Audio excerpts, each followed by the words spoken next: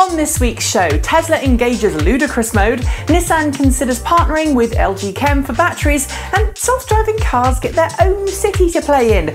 These stories and more coming up next on 10.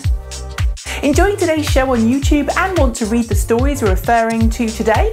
Just head to our website at www.transportevolve.com/TEN, where you'll find today's show notes, as well as links to the latest future car news, buying guides, tech primers, and car reviews. It's Friday, July 24th, 2015. I'm Nikki Gordon-Bloomfield, and it's the end of what must be one of the slowest news weeks we've had for a very long time, with perhaps exception of this next story. When Tesla CEO Elon Musk announced last week that we'd be holding an international press call late our time on Friday, we had no clue on what he was going to be announcing, or even if we should bother sitting in on the call. But common sense prevailed, and we were rewarded with a trio of tantalising tidbits that made the Tesla Model S electric sedan even more awesome. First came a brand new larger capacity battery pack, with the news of a 90 kilowatt-hour battery upgrade for those willing to pay $3,000 extra at the point of ordering to get it. Then there was the news that Tesla was bringing back a single motor entry-level model in the form of the Tesla Model S70, costing just $70,000 and bringing the Model S within reach of many more consumers. But of course, the biggest announcement comes in the form of Ludicrous mode, an upgrade to the power contactors and fusers on high-end Tesla Model S P90D models that makes it possible to shove 1500 amps through the battery and reduce the 0 to 60 time of Tesla's new flagship model to just 2.8 seconds.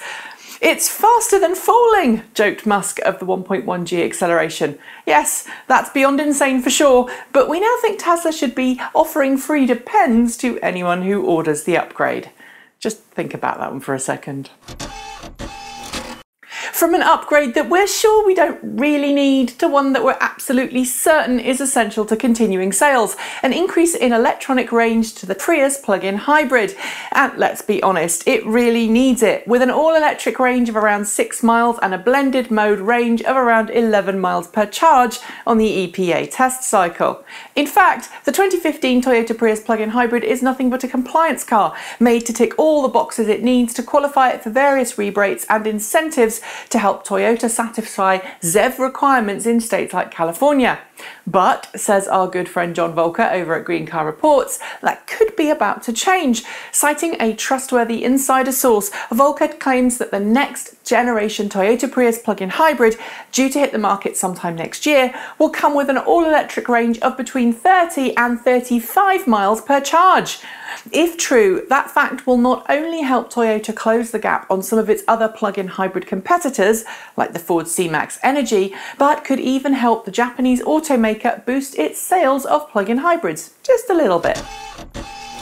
With General Motors already planning on bringing its all-new Chevrolet Bolt EV to market next year with a claimed 200 miles of all-electric range, the pressure is on its nearest rival, Japanese automaker Nissan, to do something special for its next-generation all-electric Leaf hatchback. And this week we learned that via the Wall Street Journal that Nissan is seriously considering switching its battery supplier to ensure that it can meet expectations and produce a long-range electric car capable of competing against the Bolt EV and Tesla Model 3 in the plug-in marketplace. The publication cites a recent interview with Renault-Nissan CEO Carlos Ghosn, in which he disclosed that Nissan had opened up its battery strategy to allow it to consider using other battery manufacturers as suppliers for future models. To date, Nissan has spent billions of dollars on its own specialist lithium-ion battery manufacturing facilities alongside each of the 3 Nissan Leaf production lines, partnering with NEC Corporation under the joint name of Automotive Energy Supply Corp. But with LG Chem now producing a 200-mile electric car battery pack for a global automaker, Ghosn admits that LG is currently the best battery he knows of. There's no news if that switch will happen, but we'll be keeping a close eye on things to find out what happens next. It's been a while coming, but this week we heard that the Energica Ego, one of the most impressive all-electric motorcycles we've seen both on paper and in the real world, has entered into production.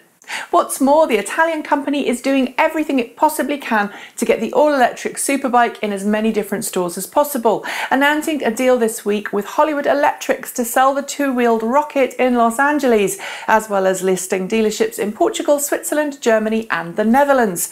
In addition to a beautiful design and an impressive 0 to 60 performance, that's just 3 seconds, and it goes on to an electronically limited top speed of 150 miles per hour, the Energica Ego also has 2 firsts among electric motorcycles.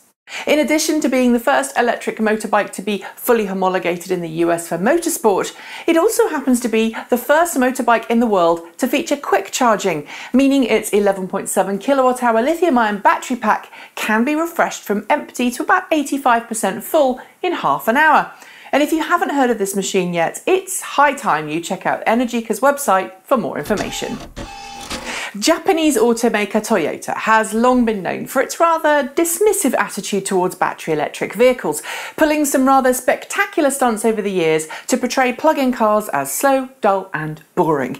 As regular readers will know, that's an attitude we've always explained away as a side effect of Toyota spending billions of dollars over the last 20 years on developing hydrogen fuel cell technology. But this week, Toyota North America Manager of National Alternative Fuel Vehicles, Craig Scott, told Forbes that Toyota's stance on electric vehicle technology was driven by its negative experiences with battery technology.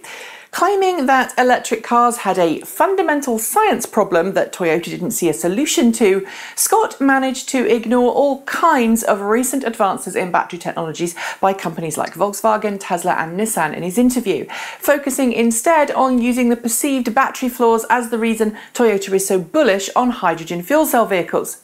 But here at Transport Evolved, we'd like to point out that his statement was just a little poorly timed, as we learned earlier this week that Toyota is sending just 11, yes, 11 Mirai hydrogen fuel cell cars to the UK this year.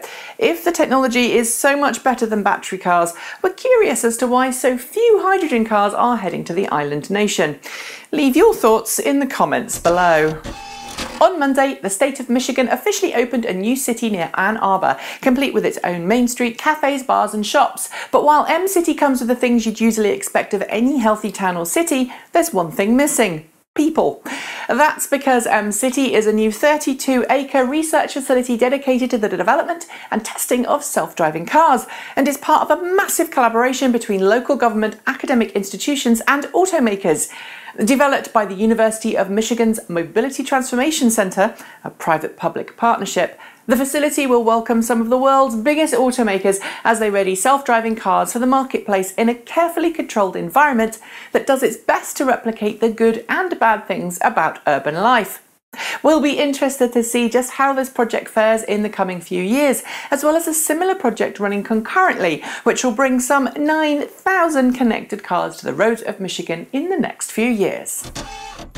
As those who were around in the early days of electric cars will tell you, there was a point not so long ago where trying to find a place to charge up on a long trip was a nightmare. Either there wasn't any there to officially charge, forcing some lateral thinking and lots of extension cords, or the existing infrastructure was constantly broken. And that's something that hydrogen fuel cell drivers in California are finding, with a private Facebook group for drivers of the Hyundai Tucson FCV overflowing with complaints about unreliable and broken hydrogen filling stations in the southern part of the state.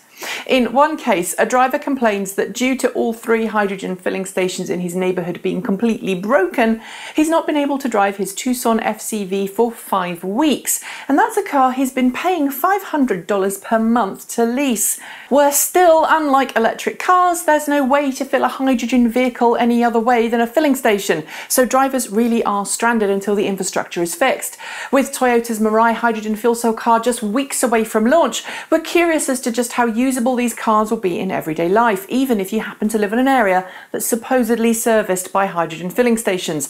If the experiences of these Tucson early adopters is anything to go by, the outlook doesn't look that good.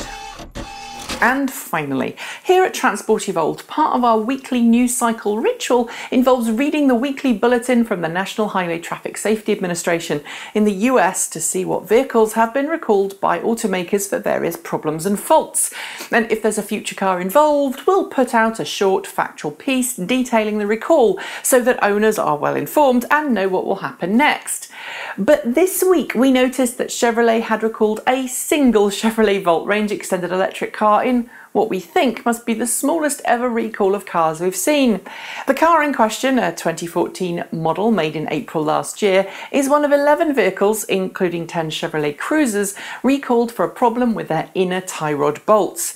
Ordinarily, we'd not bother reporting a recall this small, but it just goes to show that whatever the problem, automakers work hard to make sure that we stay safe on the roads. And that's worth mentioning. Well, that's your lot for today, and I'll be off now to get my house ready for an open day tomorrow. With the US visa secured, it's only a matter of weeks before I'm halfway around the world, so we'd better sell this puppy PDQ. We'll be back next week at the usual time for another show, but in the meantime, you can find all the other news that's fit to print on our website at www.transportevolve.com, chat to us on the Twitters at TransportEvolve, or head to our YouTube channel to catch up with our latest shows. As always, there's been a lot we haven't managed to fit into today's show, including details for a new fund in the UK for autonomous driving development. We explain why air pollution rather than climate change drives plug-in car sales. We ask who and what the enigmatic Faraday Future's electric car company is, and we ask if the Tesla Model S is now really a supercar because of its performance. So when we're done, be sure to head to our site to read them all. Thanks for watching. I'm Nikki Gordon-Bloomfield. Have a great weekend, and until next time, keep evolving.